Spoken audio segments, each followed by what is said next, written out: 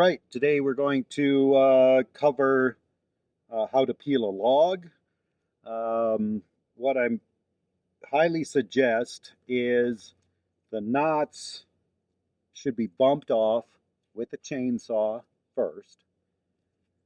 Then we grind the knot area with a grinder, and then we peel up to the knot. And the reason we do it in that order is, A, it's a lot nicer to knock the knots off with a chainsaw. You don't want to power through them with your draw knife. It's a lot of work and it's hard on the blade. And you don't want to bump the knots with a chainsaw, peel it, and then grind it, because anywhere where you have ground it will absorb stain differently than where it has been peeled, and thus it'll look much worse. Let me grab a saw.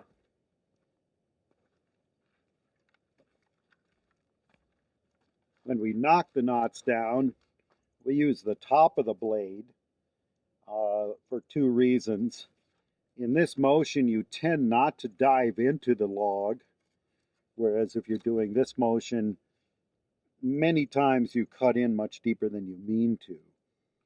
And the other downside of this motion is, since the chain is traveling around like this, it can grab the knot and hit you on the end of the nose, and that hurts quite a bit. So much better to shoot the waste material away from you. I'll knock this knot off real quickly here.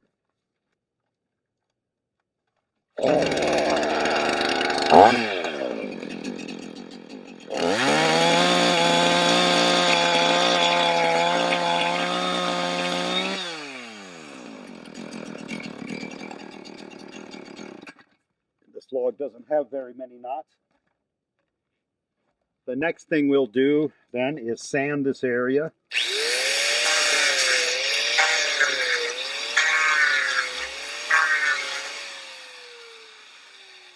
That's really all you have to do for sanding, just the knot itself.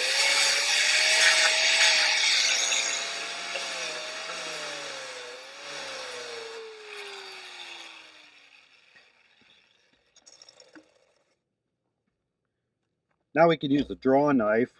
Each draw knife is particular a bit in how it's held.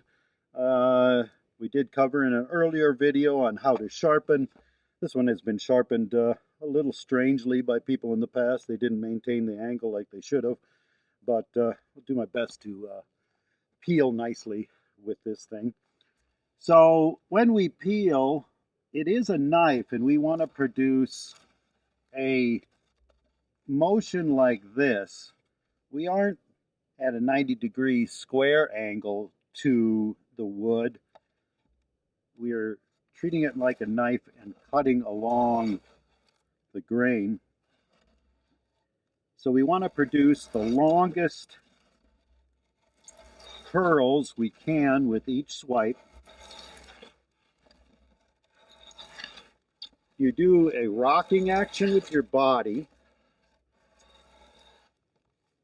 And here's an example. If you're peeling properly, we hope to produce a fairly long curl. And we're not trying to go extremely deep in the peeling process.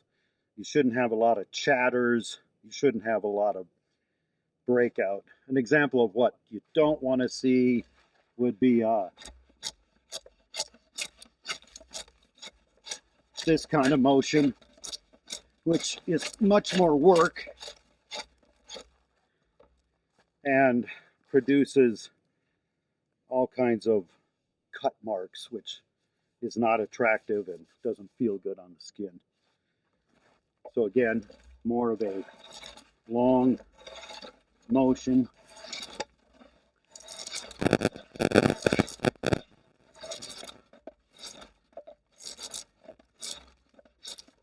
And when we get up to the knots, you might come from this direction to the knot, then switch and come from this direction.